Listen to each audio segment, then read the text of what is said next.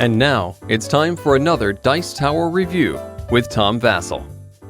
When I first got into gaming, one of my favorite games that I played was called Lightspeed. This was a game from Cheap Ass Games, designed by James Ernest, where you essentially threw some cards on the table, and then you use a yardstick and measured in how they shot each other. It was a game, I said, that took 1 minute to play and took 10 minutes to score, and I loved it. It was fast and furious and fascinating. Then I heard that it was being reprinted. I've been asking James Ernest to reprint this game for years, and so it was done. It was done by Artipia Games. It's called Stellar Conflict, and they took the game and they made more ships and they gave special abilities to the different people. They put it into the universe of Among the Stars. Oh boy, oh boy, oh boy, oh boy. Please be good, please be good. I'm assuming it's good, right? It's got to be the same thing, right? Let me show you.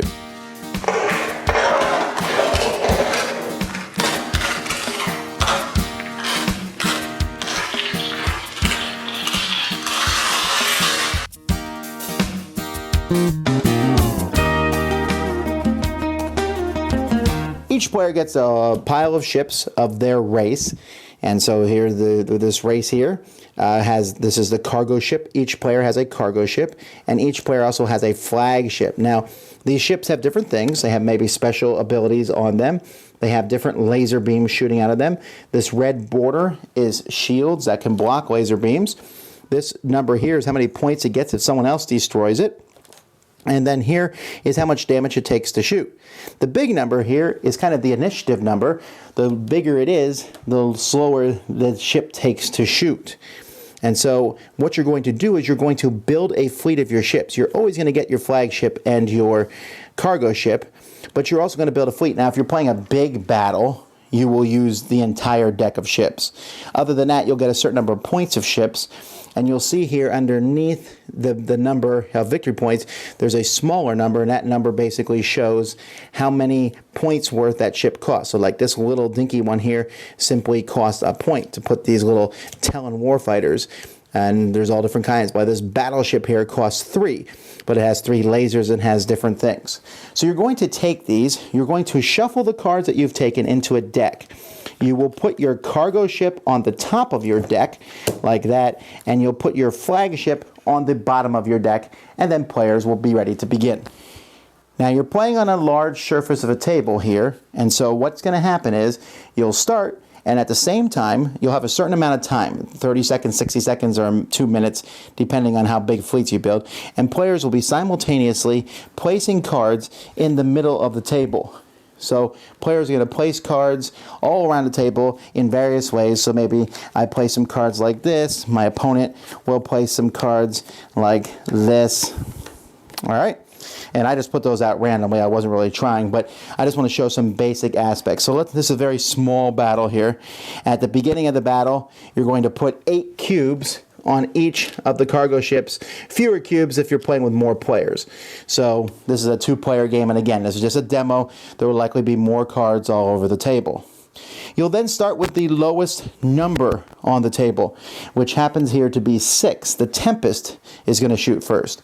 Now the game comes with rubber bands, and the rubber bands are here because you can use those to stretch and see where the laser hits. So this laser hits the cargo ship. Now, there are different types of lasers in the game. That laser happens to be a green laser, which does 3 damage. Red lasers do 2 damage, and purple lasers do 1 damage. So he does 3 damage to this cargo ship, so he basically steals 3 goods off that ship. Now, that's not the only laser he's shooting. I'm sorry, this was the one that shot, this one. This one's also shooting another laser down like that, and I do that, and it hits nothing. So after the 6 goes, then the 7 goes. Now you'll notice these ships have a 7 and a 9. That's because they get to fire twice in 2 different rounds, and that's the special ability. So this 7, this knucklehead, made the laser shoot this way, it does nothing. This 7 hits here, and that's another 3 thing, so it takes 3 points off of the cargo ship. Its other laser shoots up here and doesn't hit anything. Now the 8 ships go. Now this ship here is an 8, so it shoots this direction and does 3 damage to this ship. This ship only has 3 damage points, so it's blown up. The cargo is gone, although you can play a variant where you steal cargo. And the blue player is going to put this ship in the piles of ships that it's destroyed. Its other laser shoots down like this, And that's another 3 damage, which is all the damage this ship has, so it blows that one up too. So even though those ships had 9s on them, and they were going to go again, they do not get to go. Now all the 8s would go simultaneously, so if you're shooting another ship and it's an 8, it would shoot also. This blue one here shoots at the cargo ship, but doesn't hurt its own cargo ship, or it can't steal from your own cargo ship. This laser shoots nowhere, this laser shoots nowhere.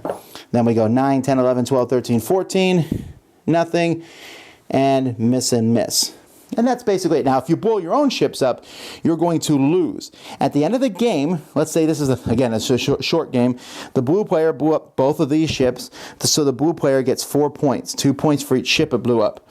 The red ship survived with 3 cubes that it stole from the blue cargo ship, so the red team has 3 points. Now, again, this was like just a bit of an example here, because there would have been 2 cargo ships. The red would have had a cargo ship out there too, and the ships would have been a little bit more well placed trying to shoot things. But as you're placing these, you can remember there are shields, and if a laser hits a shield, it simply blocks that. There are special abilities. This flagship here damages 2 ships in a row. So if there were 2 ships here, it could hit both of them with its lasers, which can make that very powerful. Each race also has a bit of a special ability. The orange race here, or the red race here, they have the ships with 2 numbers on them. So they get a chance to shoot twice as long as those ships survive. So like the little spark here is going to be the first to fire, and 1, and then 3. And then these bigger ships, 7 and 9, and its flagship is a 13 and 16, and it's going to fire twice. That's a huge, cool thing that flagship can do. On the other hand, the other race I was using, the VAC, they have a lot of orange lasers on many of their ships, and those lasers do 1 point of damage, but they go through shields. Then we have the orange race, who doesn't really have any sort of special abilities, with the exception that they have a lot of ships that cost nothing. So they can kind of swarm. A lot of their ships are cheap, and they have several of these that they can throw in every time and basically go out and just shoot up stuff. And then we have the Yoss. They have their own special kinds of lasers. They're the green ones. They have blue lasers on them. They're ion cannons, and when you shoot a ship with those, you'll put a +2 token on it, and basically that will add to the initiative of that ship before it has a chance to shoot back. Now, when there's multiple ships shooting, or if you don't kill somebody, you simply put damage on a ship as you do hit it. So let's say, for example, this flagship got hit by the yellow team for 2 damage. I would put that on it. If a ship gets blown up by different colors, let's say everyone is shooting at this one, whoever happens to do the most damage to it is going to be the one to score it. And don't forget, if you shoot your own ships, those will be negative points to you at the end of the game. So that's it. The gameplay really is 30 seconds to 2 minutes, depending on how long you play. And then, of course, scoring and move everything off. Most points is the winner. You can play again. You can also play with these meteors. You can put them in the middle of the table with different resource cubes on them, and you can shoot towards them instead of the different cargo ships. You can play with all the ships. You can play with different amounts. It's up to you. And that's how you play. Woohoo! Do I love this game. It's so much fun. There's a couple things that they changed that I like. The original game, and you can still play this way in the rules, but I don't recommend it, was as soon as one person's cards were on the table, the game was over. And so what would happen? Some people go boop, boop, boop, boop, boop, and the game would be over, and people didn't get all their ships out, and that wasn't fun. And the one person who could play cards fast, get out of here. Now there's a time limit. So you still got to play fast. 30 seconds, a minute, 2 minutes, but you have a chance to get all your ships out pretty quickly, and if time runs out before you get your ships out, well, too bad. So you're placing, okay, put here, put here, put here, put here. Much better. Also, the special abilities. They're great. They're simple. I mean, one guy has 2 numbers. One guy has small swarming ships. The other person has the lasers that go through shields. That's my personal favorite. And then the other one has the one that adds to the initiative. And the ships have different initiative values. They have different shields in different places. They have different lasers. So it feels like you have a different race. This game feels expandable. I want 4 more races. It plays well with 2, 3, and 4, and it plays super quickly, and it's like nothing else on the market. I like this game. My only complaint, I think, is the fact that the box is so small that everything barely fits back in when you're done. I wish the box had been slightly larger. You know, when I first played the game, we used the yardstick to measure things. These rubber bands are brilliant. Not only do they work really well, they're easy to measure, but they look like laser beams as you shoot them, which is cool. I'm hesitant to find anything against this game, unless, of course, I mean, some people aren't going to like the real-time aspect of it. But unlike a real-time game where the faster person wins, here I can put a ship down, you're like, yeah, that ship's gone, and put a ship right next to it and blow it up. Now, I might come and try to shoot your ship, and then we go back, and we have those cargo ships, and you're trying to pull cubes. You can, like I said, there's a variant where when you shoot a ship that stole cubes, you get the cubes from that ship. I like that variant. I don't have to play with it, but that's cool. But wow, every time I play this, I'm just like, yeah. Oh, it's so exciting. This is a cool game. Stellar Conflict, highly recommend it from me, from Artipia Games. Dice Tower Judgment into my collection. Thanks so much for watching the Dice Tower videos. Find more great videos and reviews, as well as our top-rated audio podcast at Dicetower.com. You can also find other great shows at Dicetowernetwork.com. I'm Eric Summerer, and you've been watching The Dice Tower.